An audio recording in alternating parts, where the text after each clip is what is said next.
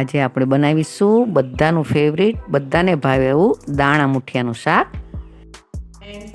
Welcome to YouTube channel magic kitchen. હું છું જ્યોતિ સોલંકી. અમારી અવનવી રેસીપી જોવા માટે અમારી યુટ્યુબ ચેનલને લાઈક, શેર એન્ડ સબસ્ક્રાઈબ જરૂરથી કરજો. 1 કપ તુવેરના દાણા લીધા છે. એને કુકરમાં 1 વિસલ વગાડીને બાફી લેશું. એમાં સ્વાદ પ્રમાણે થોડું નમક એડ કરશું અને 1 ચમચી ખાંડ એડ કરશું. એટલે દાણા એકદમ ગ્રીન ને ગ્રીન એવા જ રહે.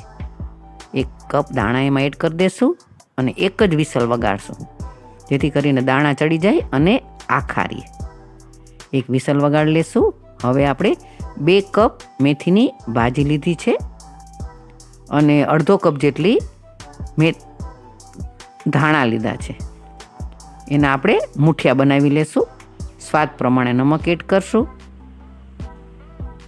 અડધી ચમચી હળદર એડ કરશું, 1 ચમચી મરચું પાવડર એડ કરશું, 1 ચમચી ધાણા પાવડર એડ કરશું અને અડધી ચમચી એડ કરશું ગરમ મસાલો અને 2 ચમચી ખાંડ એડ કરી દેશું.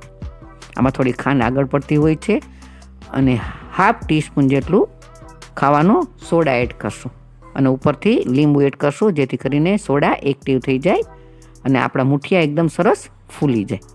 બધું આપણે મિક્સ કરી દેશું હવે. અને 1 મોટો ચમચો એડ કરશું તેલનું મોણ. આમાં મોણ પણ ફરજિયાત જ હોય છે.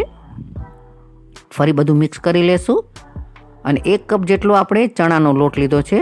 થોડો થોડો એડ કરીને આપણે મુઠિયાનો લોટ બાંધી લેશું.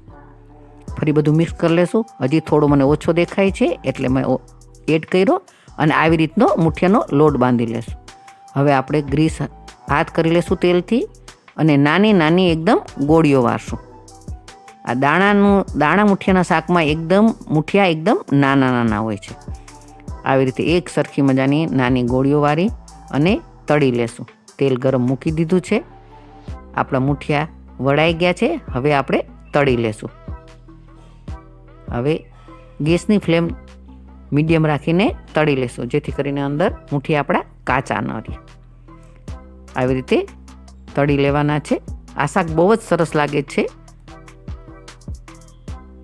આવી રીતના એકદમ ક્રિસ્પી અને અંદરથી એકદમ પોચા આવી રીતના બધા મુઠિયા તળી લેવાના.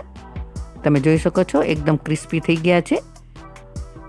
આવી જ રીતે આપણે બધા મુઠિયા તળી લેશું. હવે જોઈ લઈએ આપણે તુવેર એકદમ આખી દેખાય છે અને એકદમ સરસ બફાઈ પણ ગઈ છે. આવી રીતે આખી જ બફાઈ એવી જ રીતે બાફવાની, 1 જ સીટી મારવાની, એટલે લીલી તુવેર તરત બફાઈ જાય છે. હવે ચાળણીમાં ગાળી લેશું અને આપણે જે મુઠિયા તળ્યા હતા એ જ તેલ લઈ લેશું. 2 ચમચા તેલ લીધું છે, અડધી ચમચી રાઈ, અડધી ચમચી જીરું, 2 સૂકા મરચાં, 1 તજપત્તું અને હિંગ મૂકીને આપણે પહેલાં મેથીનો વઘાર કરશું. આ મેથીનો વઘાર એકદમ આમાં ટેસ્ટ લાગે છે મેથીનો. એને થોડી સાંતળી લેશું.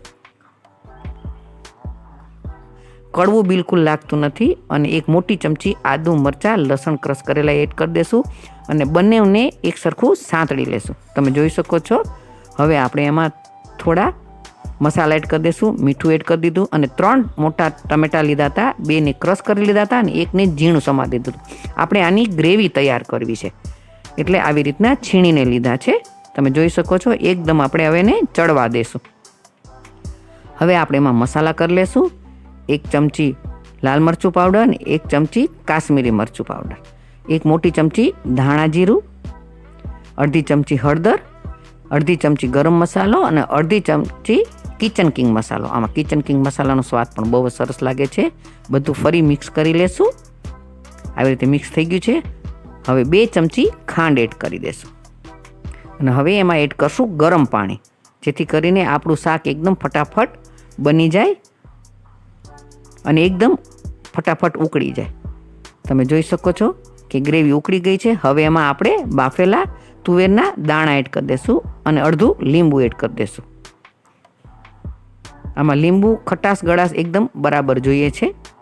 જોઈ લઈએ, આપણે મિક્સ કરી લઈએ. તમે જોઈ શકો છો કે આપણું શાક હવે ઉકળી ગયું છે. હવે એમાં 2-3 મુઠિયાને આપણે મસળીને અંદર નાખી દેશું, જેથી કરીને આપણું શાક એકદમ ગ્રેવી ઘટ થઈ જાય.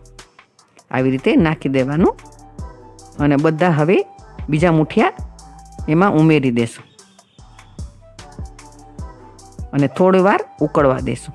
તમે જોઈ શકો છો બધા જ મુઠિયા એમાં ઉમેરી દીધા છે અને ગેસની ફ્લેમ ફાસ્ટ કરી નાખશું એટલે એકદમ શાક આપણું ઉકળી જાય. તો તૈયાર થઈ ગયું છે આપણું દાણા મુઠિયાનું એકદમ ગ્રેવીવાળું સરસ શાક તૈયાર થઈ ગયું છે. તમે જોઈ શકો છો આ શાકનો સ્વાદ બહુ જ સરસ લાગે છે. સર્વિંગ પ્લેટમાં લઈ લેશું. મસ્ત શાક થઈ ગયું છે તૈયાર.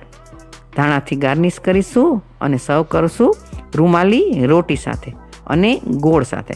અને તમે રાઈસ સાથે પણ સરસ લાગે છે. તો તૈયાર છે આપણું દાણા મુઠિયાનું શાક.